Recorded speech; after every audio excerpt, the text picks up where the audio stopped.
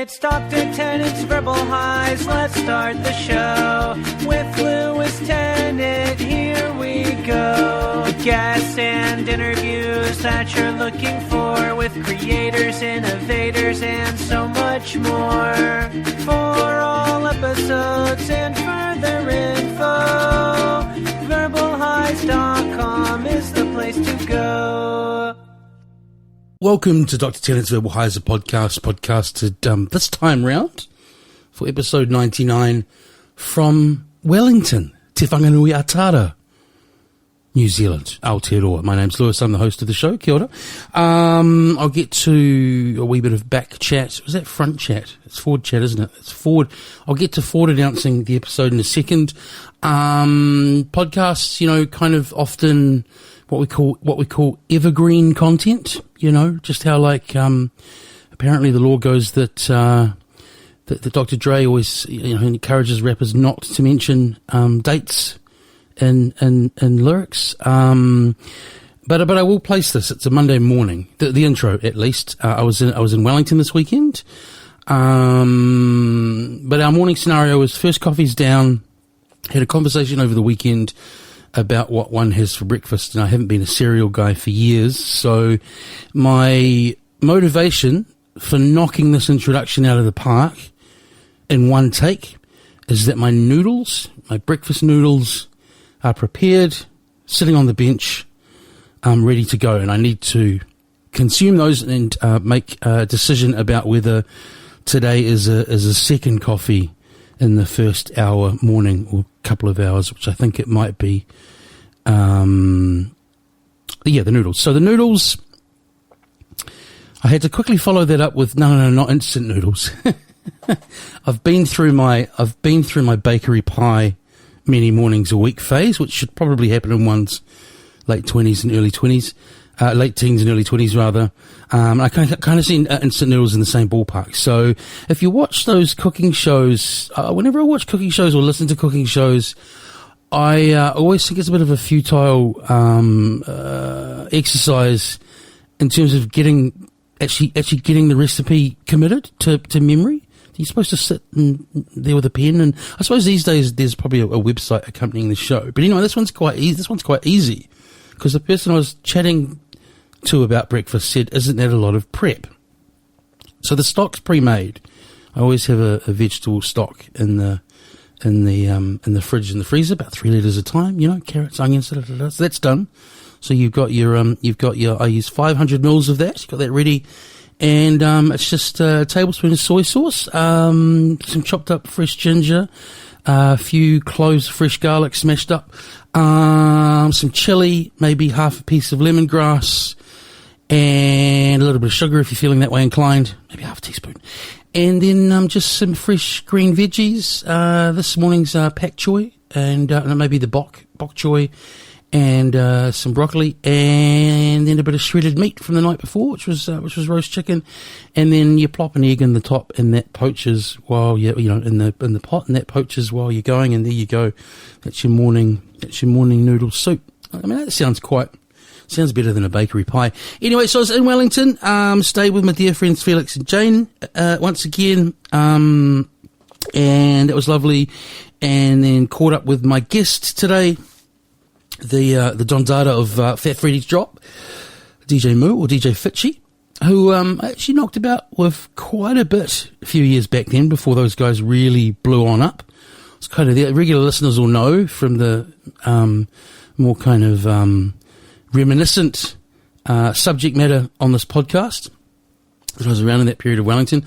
But Mo and I actually played a lot of gigs together over those years. So there's a familiarity, which often, to be honest, makes these podcast episodes have a different weight to them as the presenter in terms of how to explain this, I guess there's a kind of more of a guilelessness to completely not knowing anyone.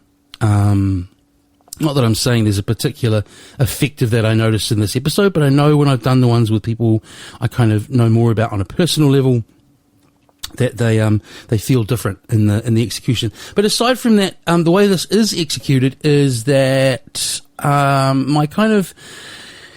my rationale going in was that Fat Freddy's got so big here for a time, and obviously still are and draw a lot of people.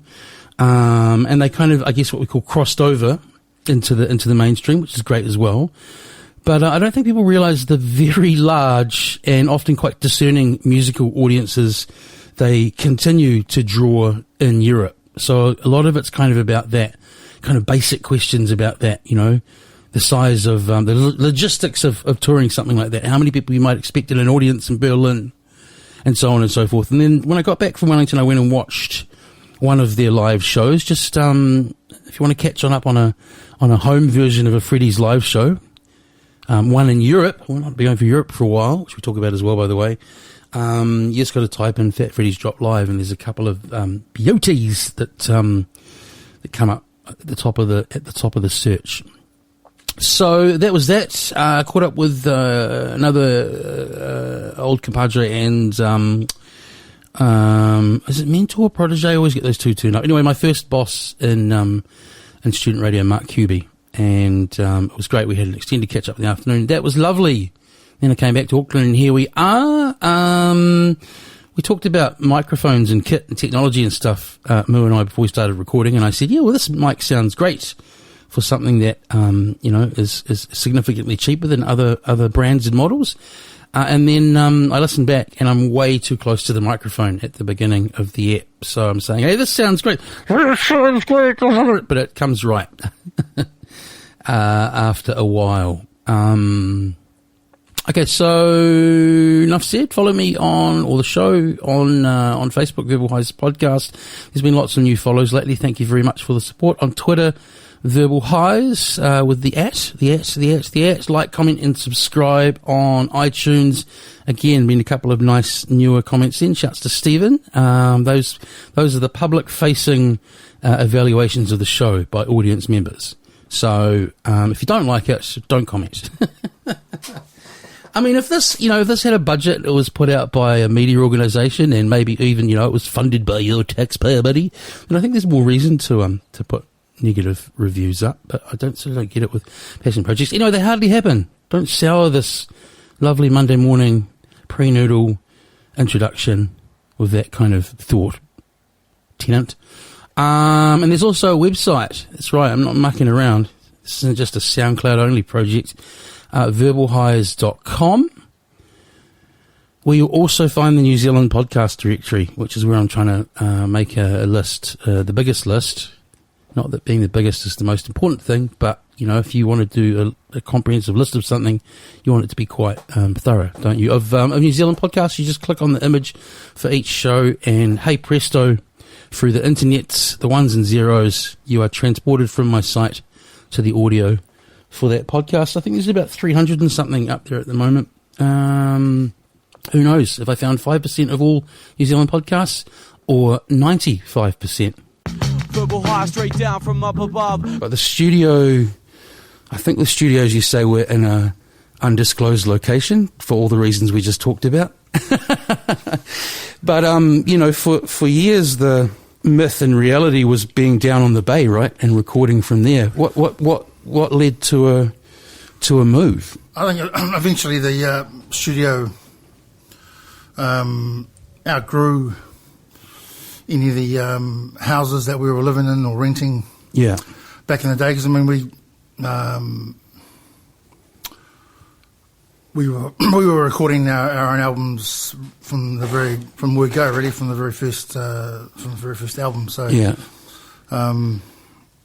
Producing out of a spare room or converted studio in the house that we were living in, and that kind of it was just kind of natural, really. It worked for a while, and then as we accumulated gear, as we got more into it, and, got deeper into the studio, just it got bigger, and I think there was a point where I think the last studio that we had that we lived at was in Queen's Drive, Lyall Bay. Yeah. The second studio that we had in Queen's Drive. I think my daughter probably got to about the age of about 13, 14, and I just didn't think she needed to be hanging out with dodgy musos at the back of the house, smoking cigarettes, and thought it was just me and Nicole. Work life, home life. Yeah, we decided would split it all up.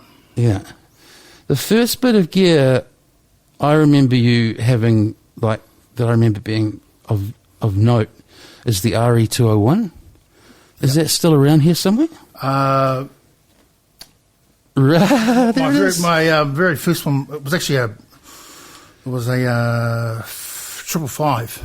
That's right. Which is basically the kind of big daddy of the. I mean, the 201 is kind of the studio, and the 501 is definitely the live PA version. Why is that? Has that got better, just better output, better sound? It's like the chassis for the 501 is metal.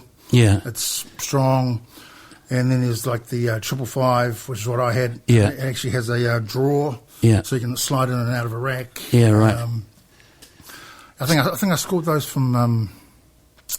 That's always the question if you're a gearhead, eh? Because they're kind of holy grail. I mean, the 201's holy grail these days, right? In terms of picking them up. Yeah, the 201 I picked up for. We were on tour in the UK, and I jumped on a tube. I was back before online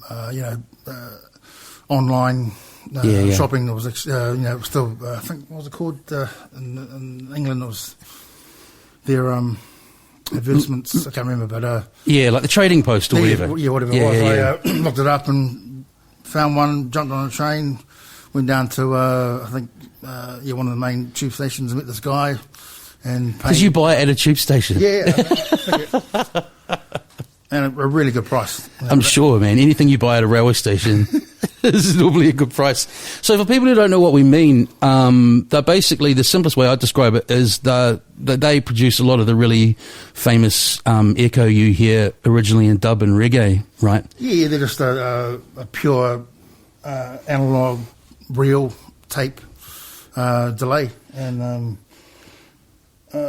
has multiple heads. Yeah. So, and, Is someone reproducing the tape if you need to replace it these days? We found a guy out of, I think, Sydney. Yeah. Who's pretty much every part that you would ever need to replace. Yeah. He's got, and I think there's a few people. There's probably a crew in in Europe. I think there's definitely people who've kind of picked up the ball and. For people, as I say, if you don't know, Google Roland RE201 and you'll see what it is.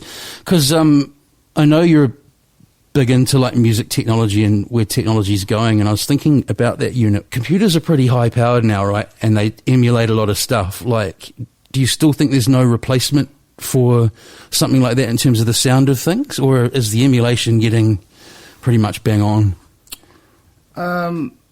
This is cool. I'm going real nerdy real quick. I don't think the emulation is initially great or that true. Yeah. But there are saying that there are plugins, delay plugins that are just absolutely amazing, and they're not trying to be, an RE201. Yeah. They're actually just doing their own thing. And that has its own delights. Yeah. A lot of the old analog stuff's about tactility, right? I first met you up at Radioactive, which is kind of the quote unquote, or was the student station, the campus station in Wellington. Where did you go to school?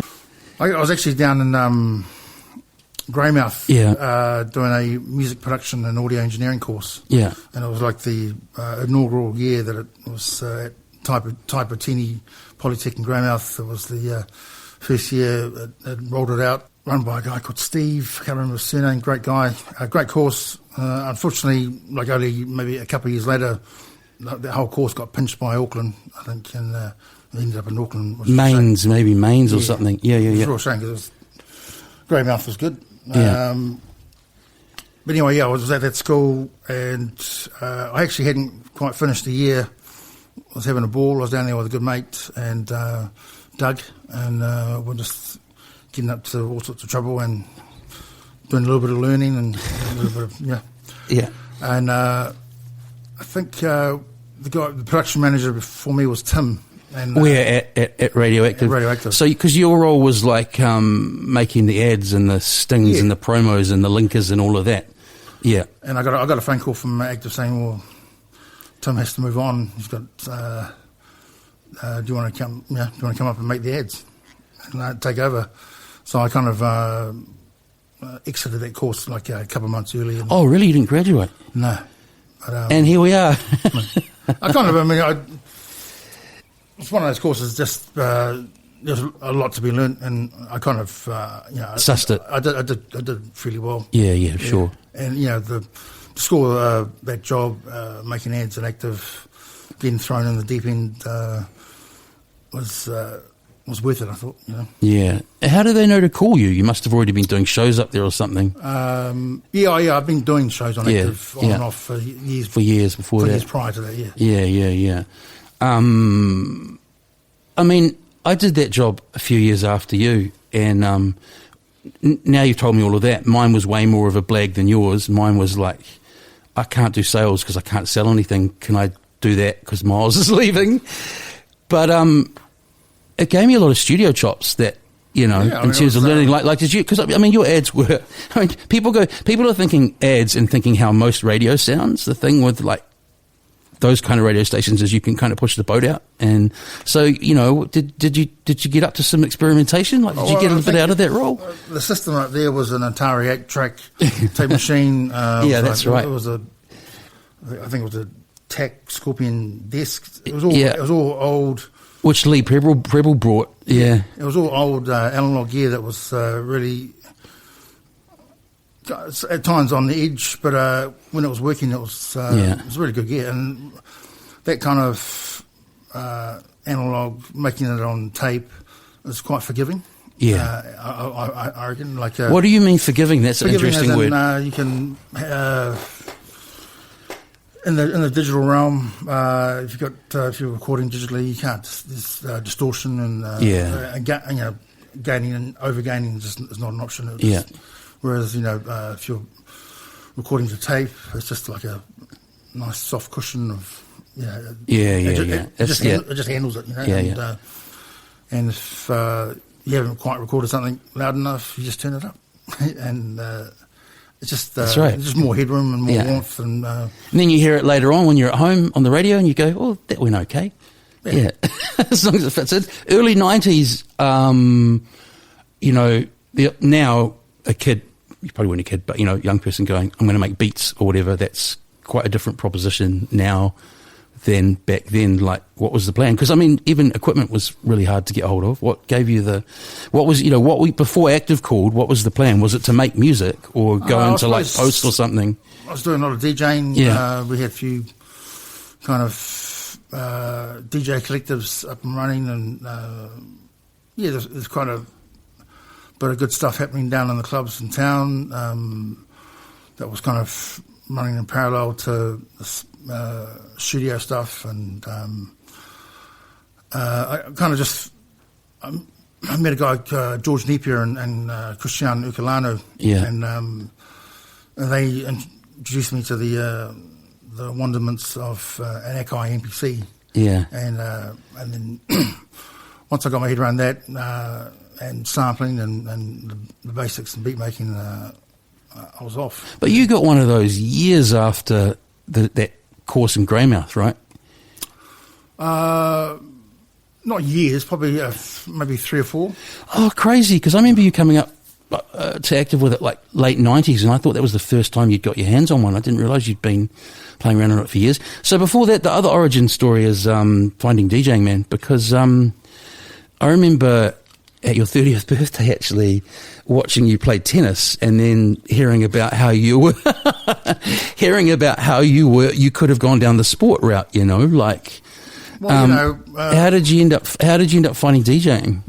Excuse me. I can edit that out.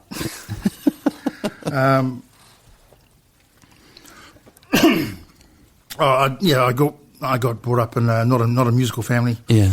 I was definitely brought up in a tennis playing family who loved sport and grew up in Wainui, which was a pretty sports mad kind of suburb, of Wally.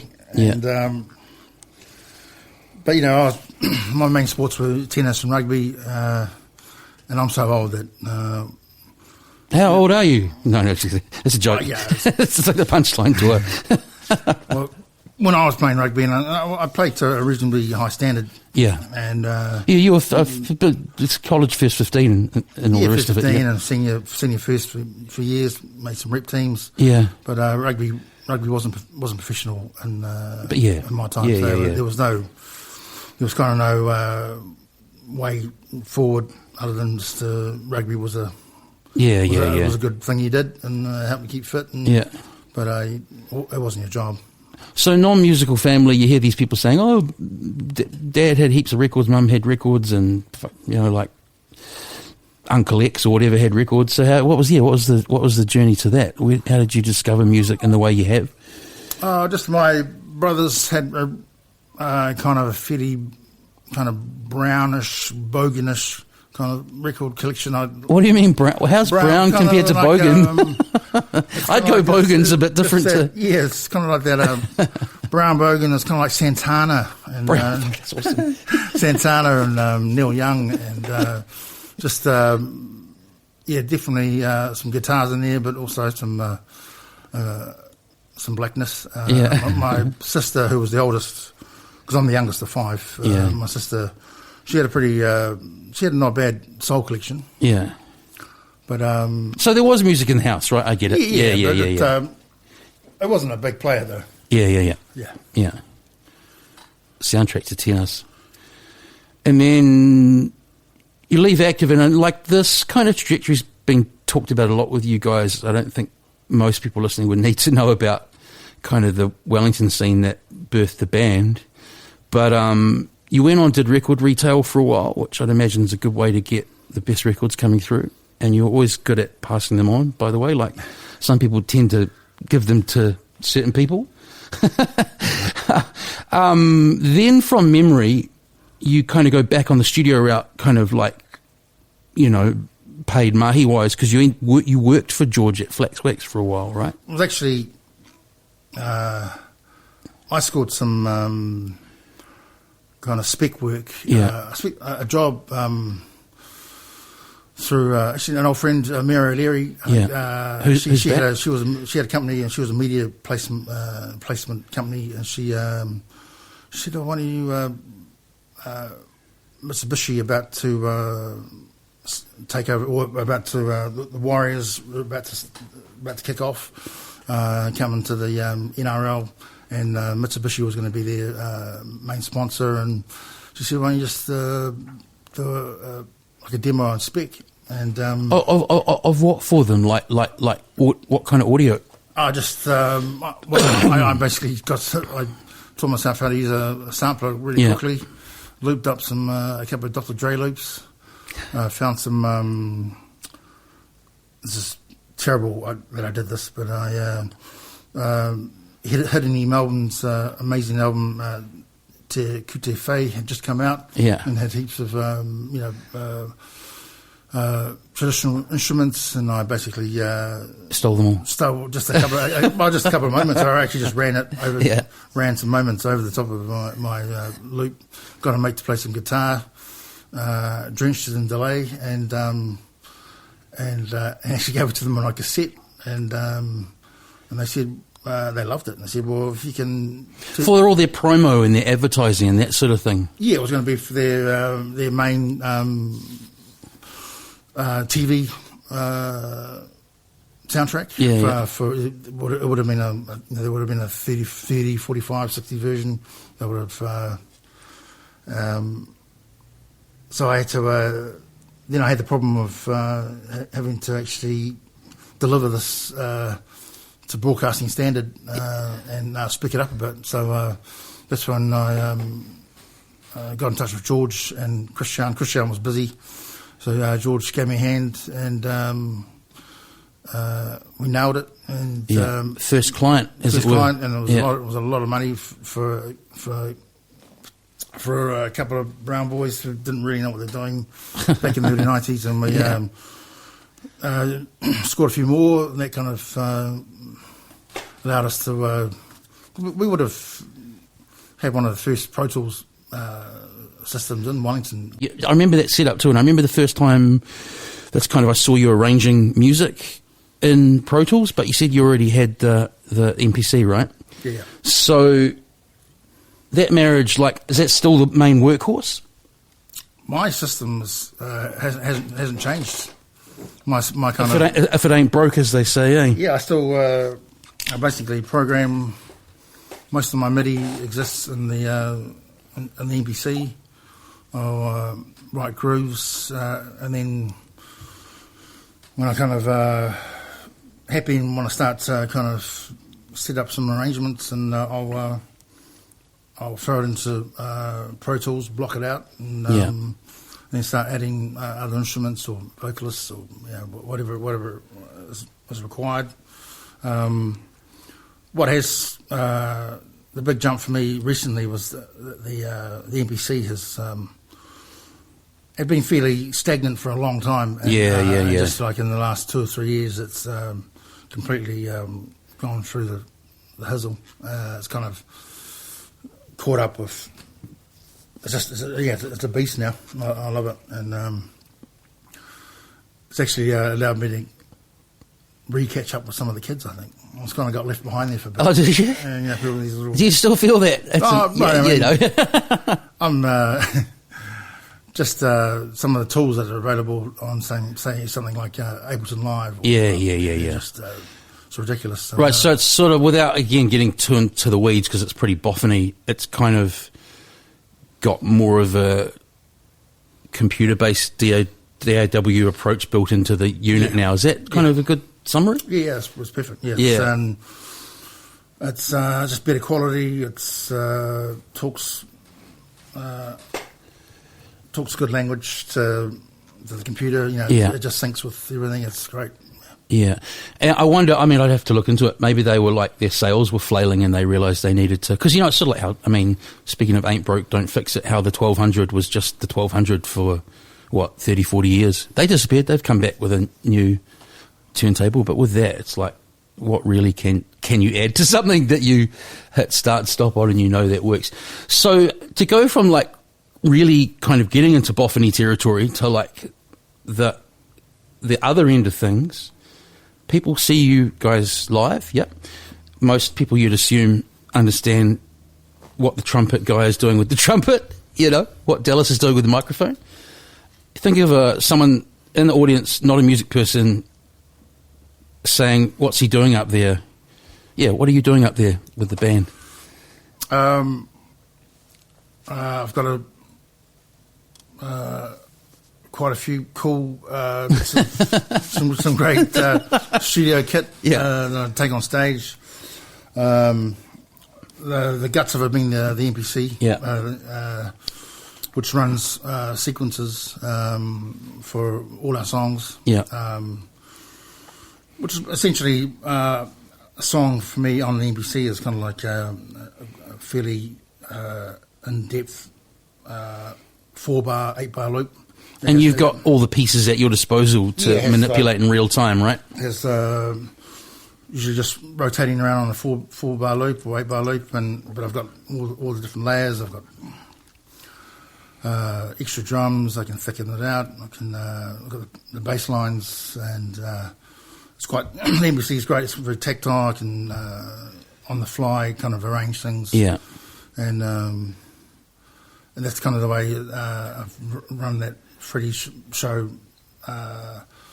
since the beginning, really. It's just, like I said, of late, it's just the MPC's got a bit better and it's actually allowed us to do a bit more, get a bit more tricky. I know where I caught this, but you had, like a lot of people just have one because that's generally, that's what you do, right? But you had a couple on stage for a while, right? I got one that, the MPC 2000 XL, which was the one that I used for years before this new one came out. Wasn't the most. I didn't find it the most stable, and I didn't. Oh, it was your backup plan. So what I did is I had, one on the left that would just run the sequences, and then I have another one on the right that I would use purely for just jamming over the top of. Just as a song progresses with the band, I can slowly start adding live rides and crash cymbals and kind of try and emulate what a real drummer would be doing. And basically start thumping the drums a bit harder, and I would use that second MPC for... because the pads are touch sensitive, right, in terms of velocity, whatever you call it. Yeah. And did that come from some kind of couple of fuck moments on stage where one was like, the proverbial record running out? Was there... a couple of hairy moments. There hasn't been too many, but there's been a couple. Yeah. And we've actually got away with one or two of them where the band have kind of stayed in time, and I've just... Oh, that's right. Unlike a DJ, you have a band to help. Yeah. But I mean, they'll start falling off because they've lost the beat. But if I'm quick enough and I can reload, I can punch back in before they've lost time. Do you still DJ much? You just sort of like buy requests a couple of times a year, or because I know being cut from the same cloth in that regard, like you never stop enjoying it, right? I seldom play now, but if it's the right place. Yeah, I don't play that often, but I still buy a lot of vinyl. Yeah, and usually just occasionally I'll kind of want to get out and play some of it. Yeah, but very very seldomly. Yeah, but I did a couple of spots at Cuba Duper. Yeah, played with Brendan, invited me to come down with their sound system. Yeah, and then I just spun a few tunes up at Fidel's, but really just. Do Roger and Potty still own that after all these years? Yeah. Wow. So we've got to talk about based on a true story, man. You're probably sick of talking about that. I haven't talked about it for a while. Yeah. For a very long time. But I mean, Shivers, like I can't remember whether you guys were you touring overseas before that album. I don't think so. Don't think so. Like the impact of that album, right? For you, what was your oh shit moment? It was like, okay, this has got big. I suppose it took a while to, I think for me personally to actually work out that it was a pretty fresh album. Actually, I'm sort of meaning that, the public's reaction. Yeah, I mean, it was huge, and it was good timing. We'd kind of started getting a bit of a reputation on the kind of small festival circuit around New Zealand. Yeah.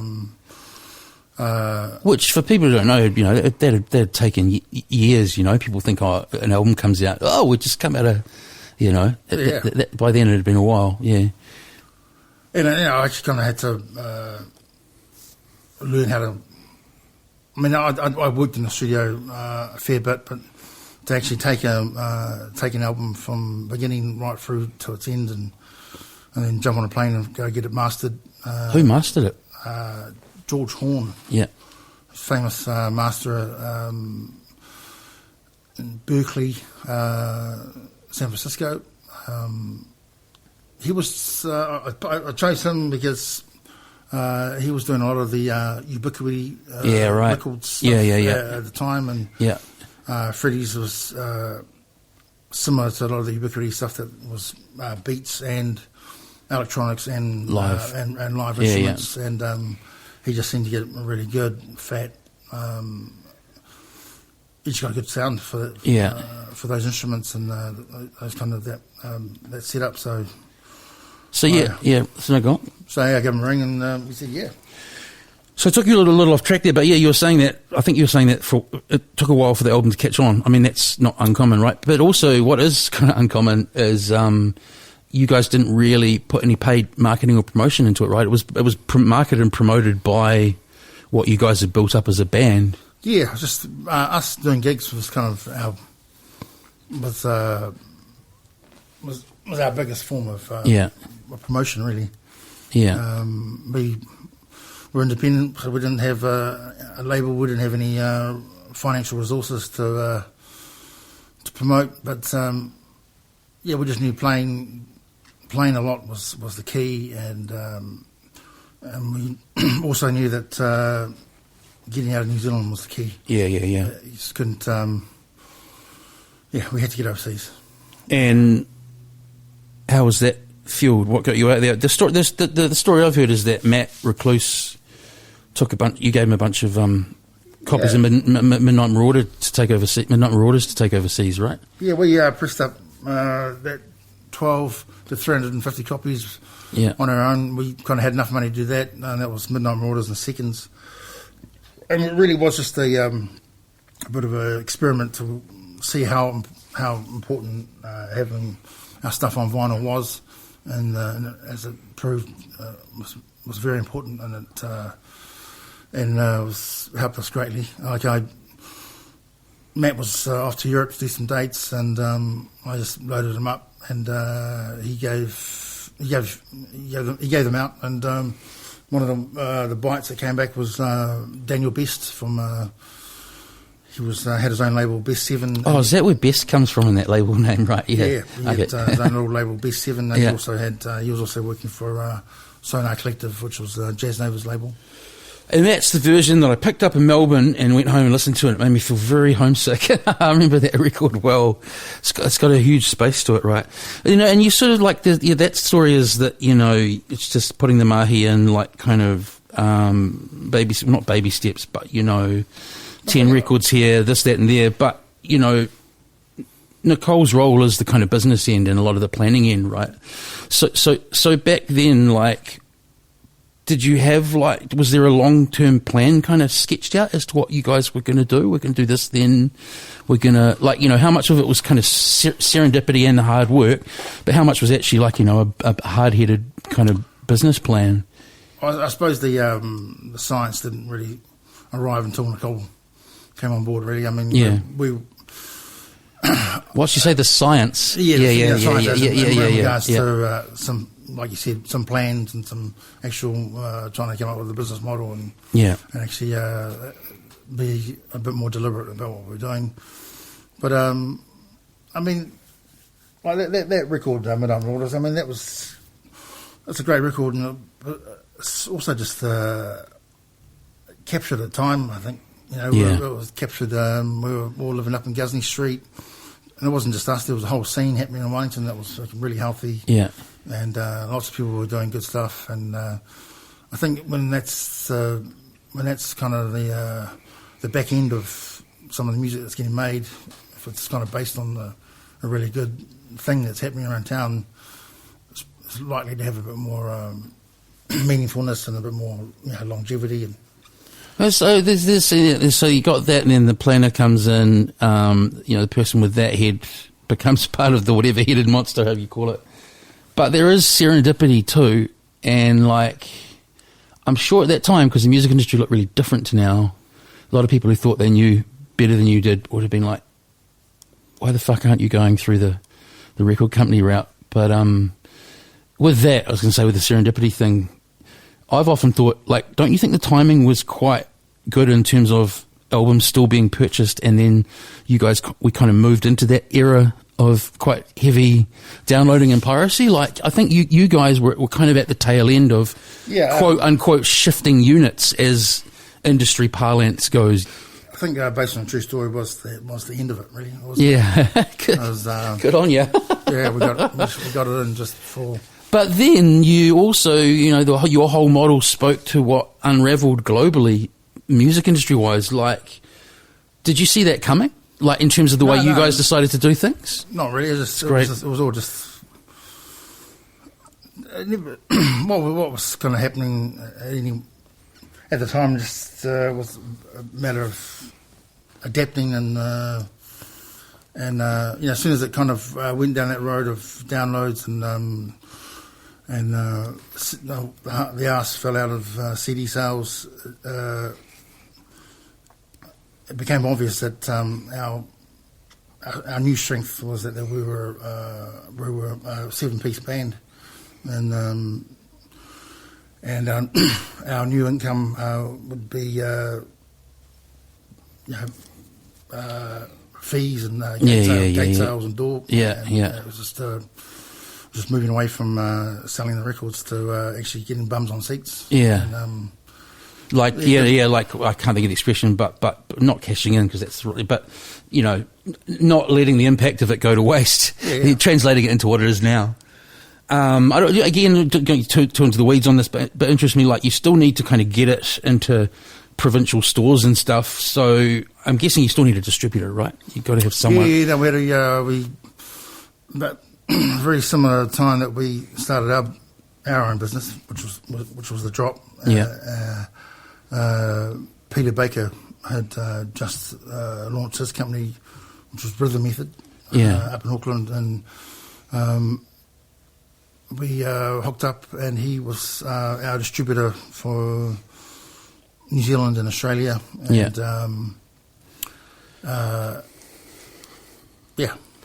did great. He did an amazing job. One of the things I've thought about as well is a reason that I'm using me as one example of like all the people that bought that album, but not many albums in my life I've bought more than one of, and there's a really definite reason I did that, because like it was like gave one to my mum and said, oh, this is kind of the world I'm from, but I know that you'll listen to it, you'll be able to listen to it too. You know, it was one of those albums that kept integrity but crossed over, and then I think I gave an aunt one, you know, so I ended up, I probably count on less than one hand the number of albums I bought, you know, multiple copies of in my life. It was, again, I mean, it's just another way of spreading that kind of gospel of it, right? The second album came a few years later, and like, I mean, you're one of the most relaxed people I've met, but was there a certain pressure on you, like with the you know, because that's like that kind of geeky music journalist term, that, you know, the sophomore album after the massive debut album. Did you feel a little bit of that on your shoulders, or? Possibly not.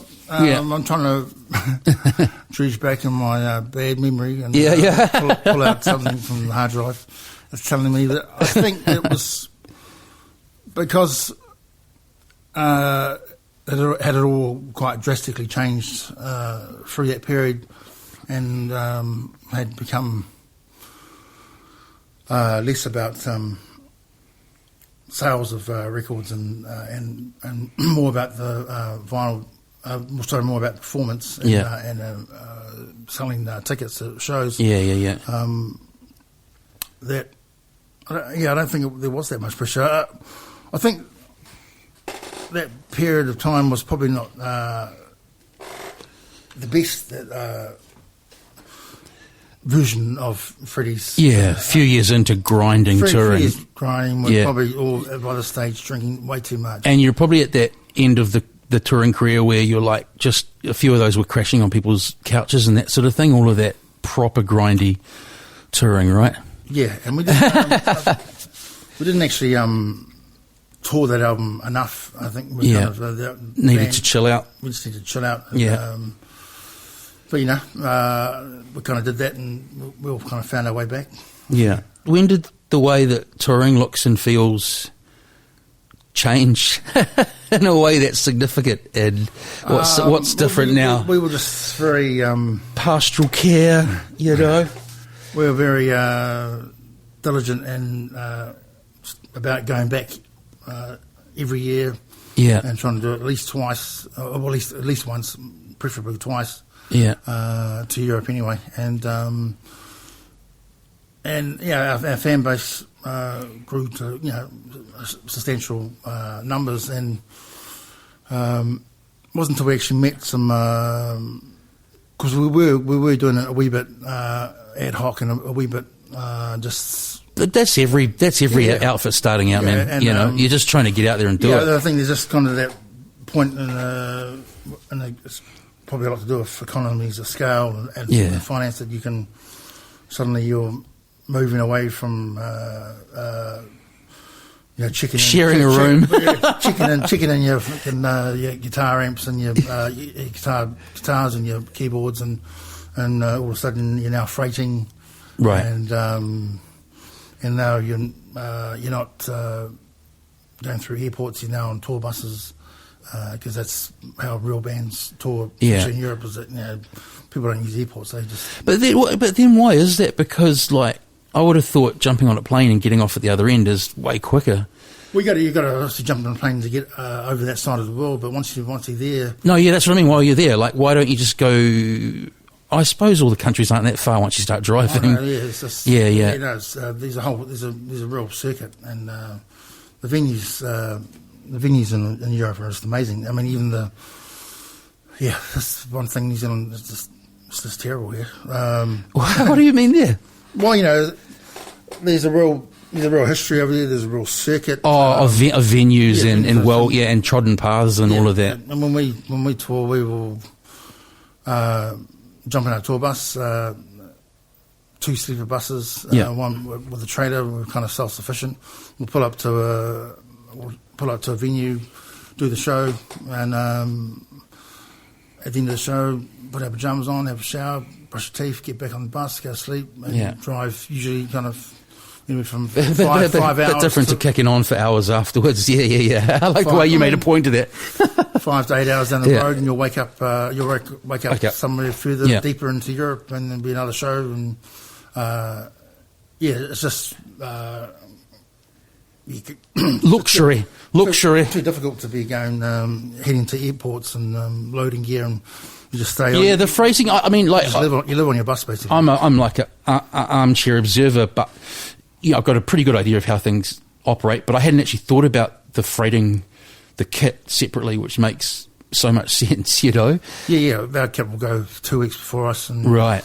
And you got someone at that end who handles stuff for you, and we've got a lock up at Heathrow. It just sits there and waits, and then and then our tour bus will the buses that we hire will drive down to Heathrow, pick up all our gear, pick us up from the hotel that we're staying at, and then we're off.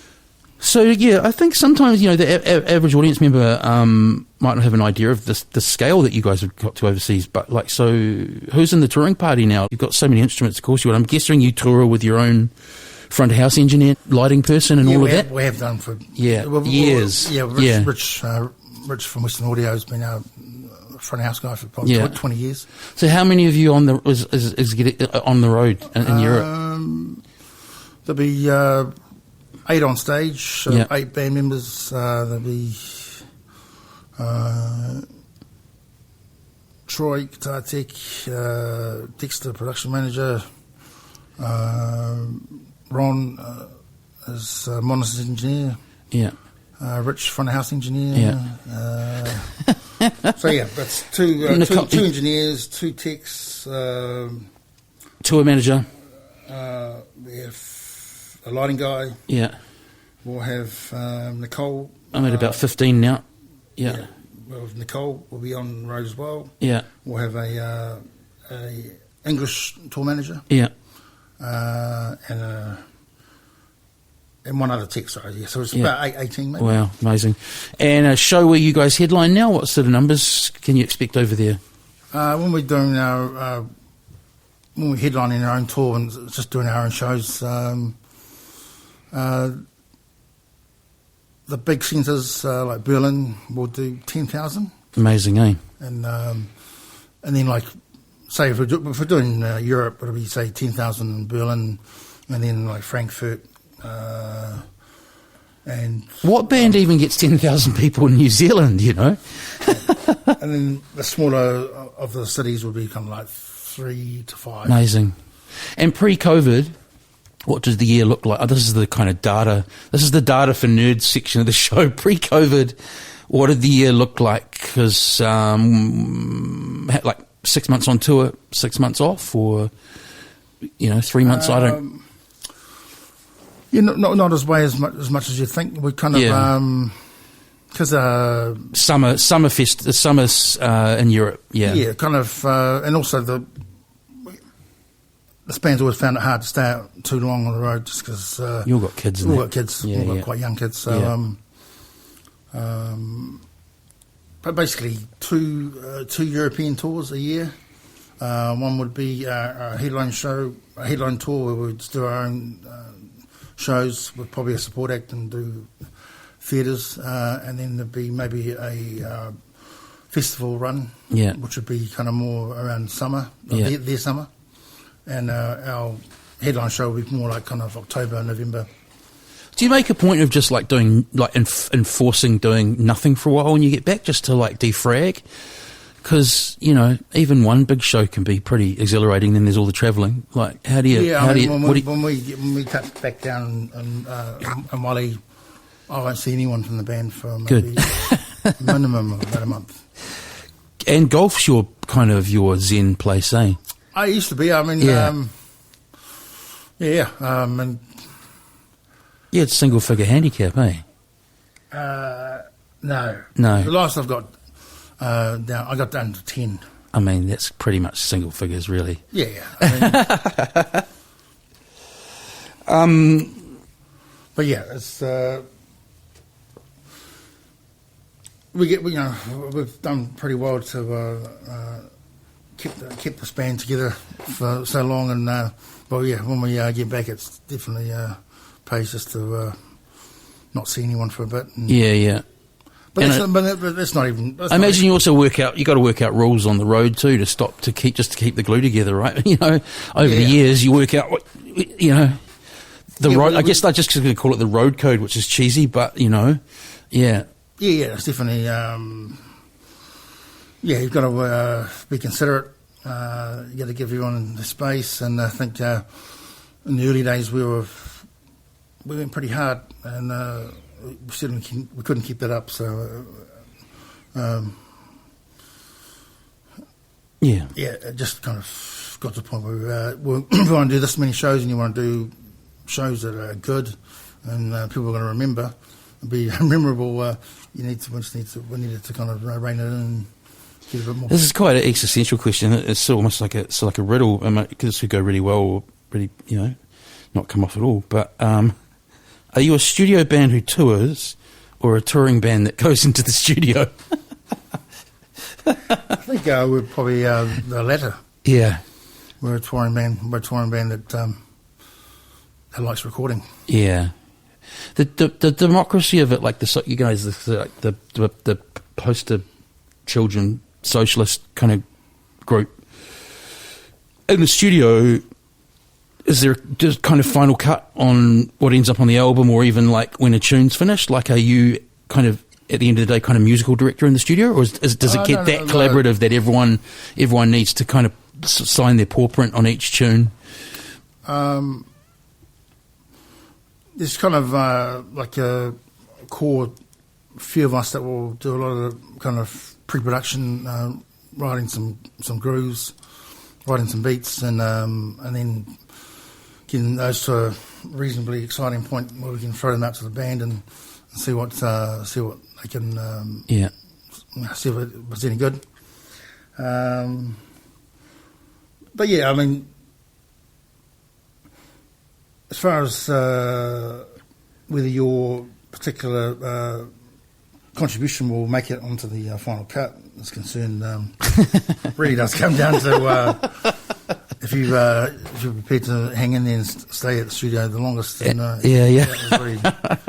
it's a stamina game. Yeah, it's kind of like one of those competitions where you take your hand off the car, you're gone.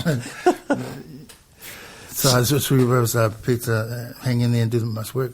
You've got to know the password to get on the main screen, mate. Going a bit more recently, memory-wise, very vague timeline here. Between 11 and 13, 2 albums come out. So that must have been a pretty fruitful period, production-wise. Man, what was going on then? Can you remember? 11, what's that? Wasn't it 2011, 2013, you had 2 albums come out? Like, normally there's a bit more of a gap. Now I've got my own. So that would have been Blackbird. Blackbird and then Bays.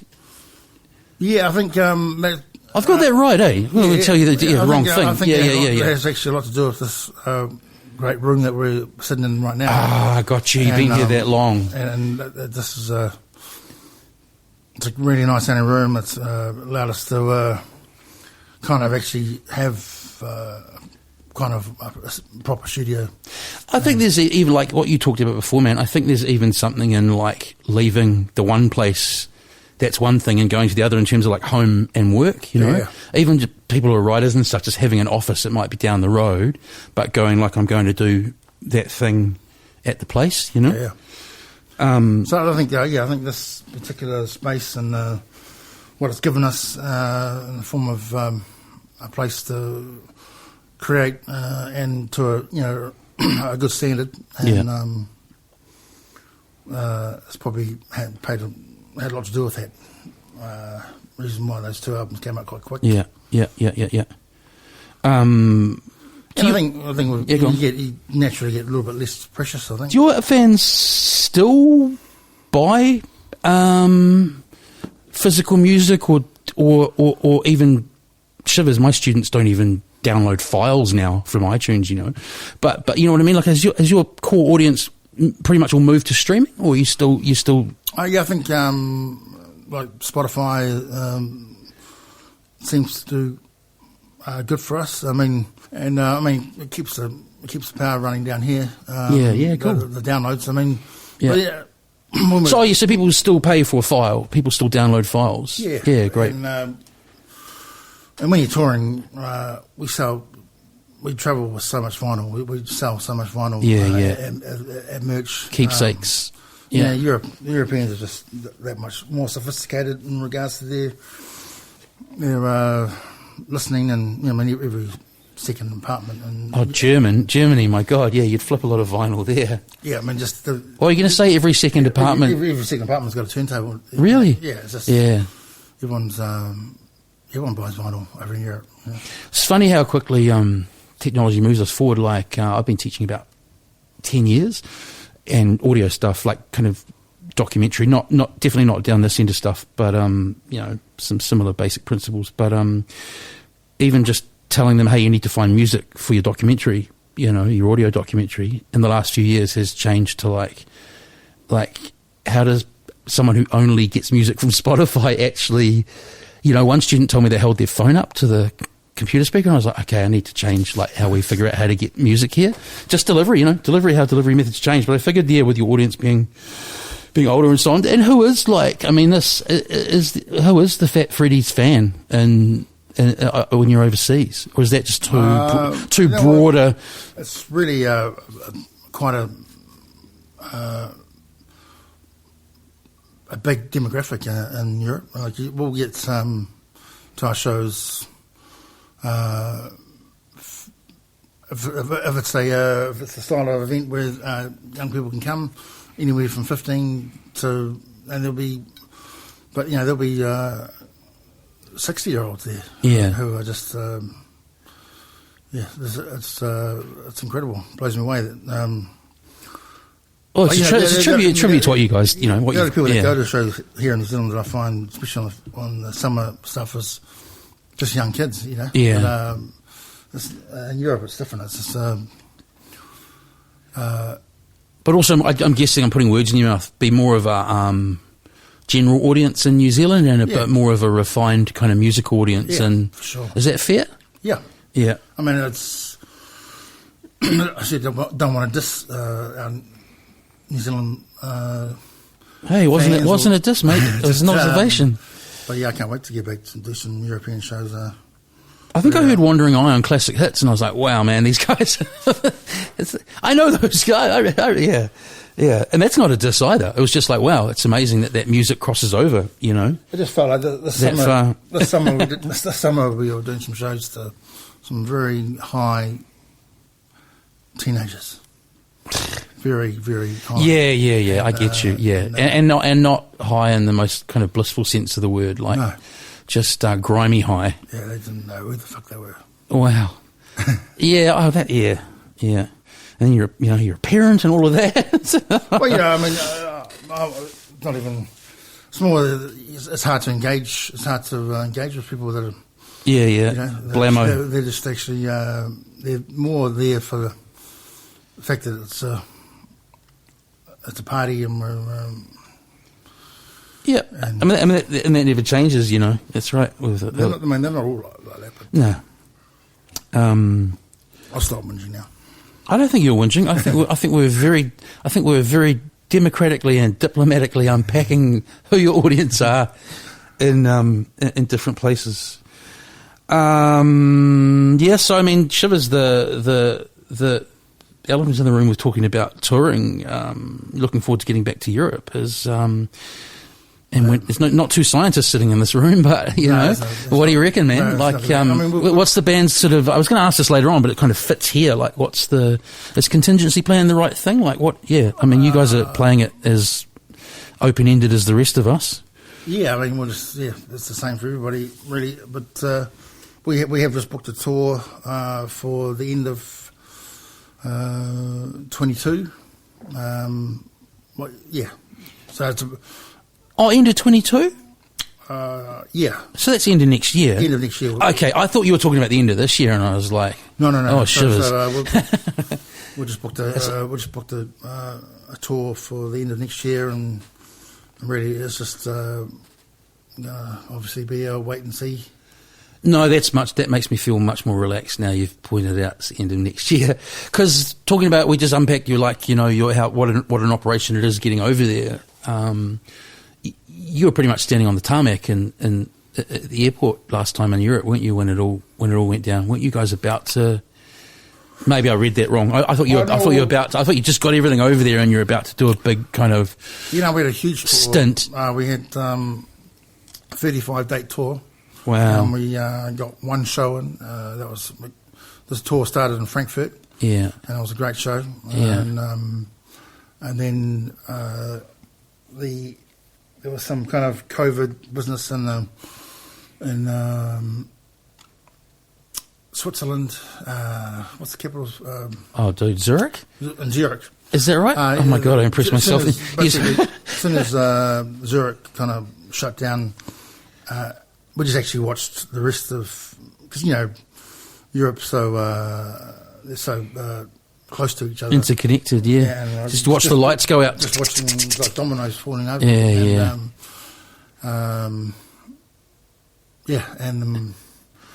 we pretty much had to hightail home. Try and get to Singapore before they shut that airport down. Is there such a thing as recouping that through touring insurance, or? Nope. Yeah. No, so you took a bit of an unexpected hit.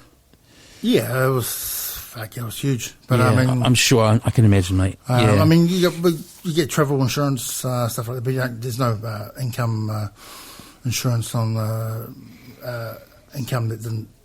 Totally, and then there's people have got to realise there's a promoter on the other side of the business arrangement that also had a empty room after doing a whole lot of promotion and marketing and work, and because promoting to me has always been sort of a form of gambling in a way. People get good at it, but if something like that happens, but that led to playing in a big empty room last year. Like, that's pretty well acoustically treated. What's the Michael Fowler Centre like to wander into? It was great. Yeah. Must be weird doing something like that with no one in the no crowd in the room. Certainly. I mean, it was initially. It was. I mean, it was a really nice controlled environment, nice sound. We got it all set up, but just definitely took a couple of rums and a couple of songs to kind of. It's not still that Ron Rico, is it? No, we kind of stepped it up a wee bit. More high end kind of Cuban rum. But, but it was great. Moved away from the paint thinner. Yeah, and gone for the sipper. Yeah, rather than the shooter. And it was good, and there was. We did a show in there shortly after to an audience as well. Oh, that's right. Yeah. But the recording for the album was you guys, right? Yeah. We just they just gave you the keys and said, Yeah, we just kind of heard through the grapevine that there was a lot of the council or whoever was in charge of some of these wines and venues were keen to have them used, and were going to be quite friendly in regards to actually, getting access to them quite cheap, if not for free. So no crowd, man. Like, did you do a one-take wonder and just play a whole show, or did you play each tune, get it in the can, and then move on to the next one? We basically did a lot of rehearsing, and then on the day, some of them we did 2 versions of. Yeah, right. If we weren't quite happy. Yeah. Come back here and choose the... Yeah. So there was kind of 7 songs, I think, in the first album. In the end of the album, there's probably 3 or 4 of them. There was 2 versions of each song, and like I said, brought it back to the studio, decided which was the best take, and then gave it a good mix and put it on wax and put it out. And I'd imagine it's probably, especially the people who missed out in Europe, it's probably done quite well, right? You've been mailing a bunch out. Yeah, I think it's. I think our European friends are just, for them, they're just loving actually seeing that something is still happening. There is some rock and roll. Yeah, there is some rock and roll going on somewhere in the world. Look, it's been said a lot in New Zealand. I think we're pretty lucky, especially if you've been in lockdown for a year in some countries. Like, we must just look like, seeing all those festivals pop off here over summer must have been. Yeah, we were having a rehearsal here the other day, and Nicole, our manager, was in the middle of a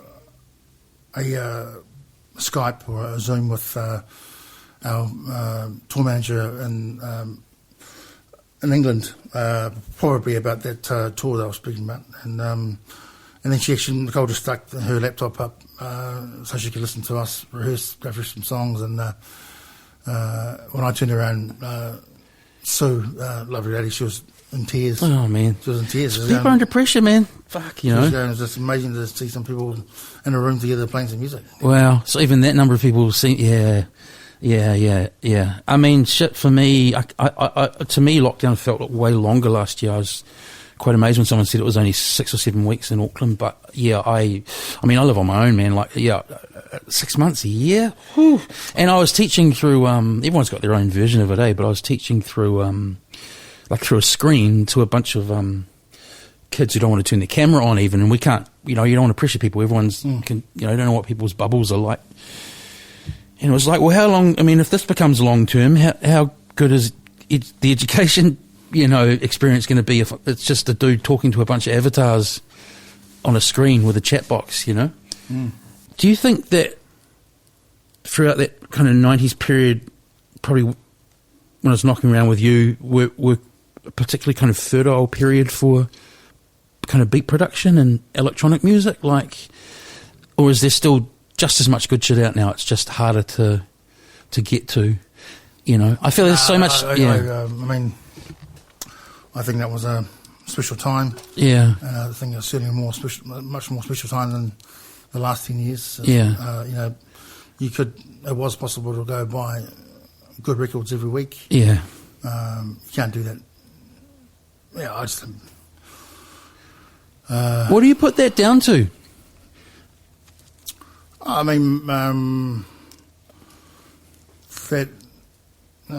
maybe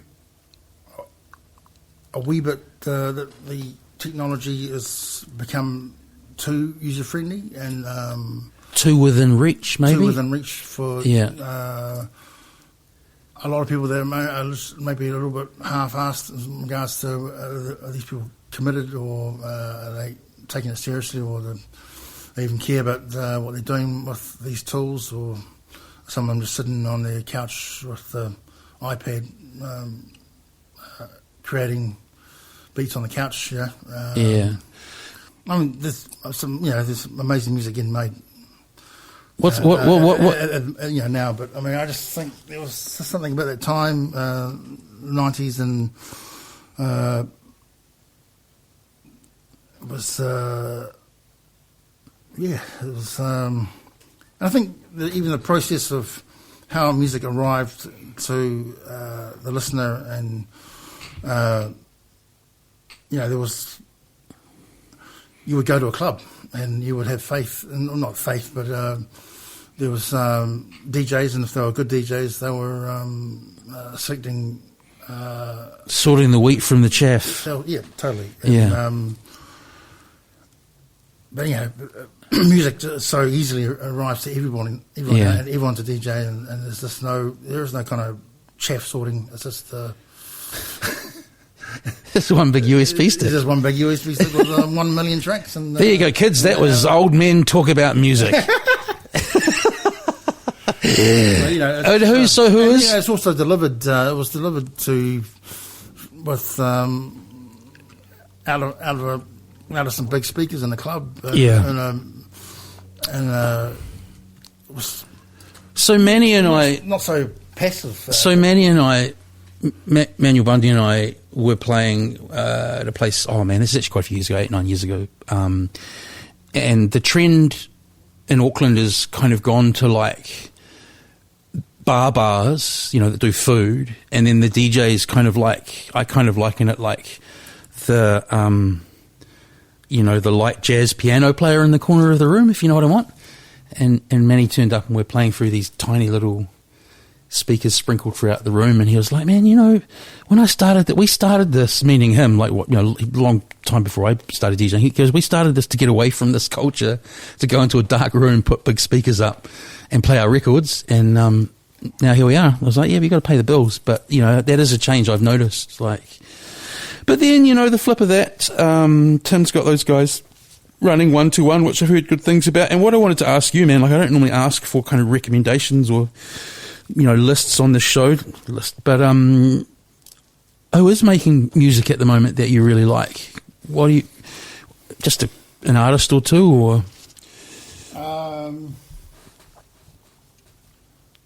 I got sent a record this week. Come back to the mic. I got sent a record this week by African guy, Tino Africa. Yeah. Really interesting, kind of raw, kind of a wee bit dark house music. Nice. And it sounds like he's had a very small palette of sounds to work with. Like he's got one keyboard, one drum machine, and he's made like 8 songs, and similar sounds are on each song, but he's kind of made each song feel different and pretty cool. Less is more. Yeah. That's right. I'm not asking for like a top 10 Desert Island discs, but I was genuinely interested. That's enough for me, because then I can go and I can at least find that one. I reckon we're nearly done, but I think really the quite pressing question is what was wrong with DJ Mo? Who's DJ Fitchy? I'm not too sure. I think it was maybe the need to differentiate between me DJing here in Wellington, and what we were doing with Freddy's. But you're probably right. It probably was totally unnecessary. Hey, thanks, man. It's been great. It's been, it's. I've had you on the list of people to speak to for a few years now. It's been going 3 or 4 years. So thanks for your time, bro. No worries.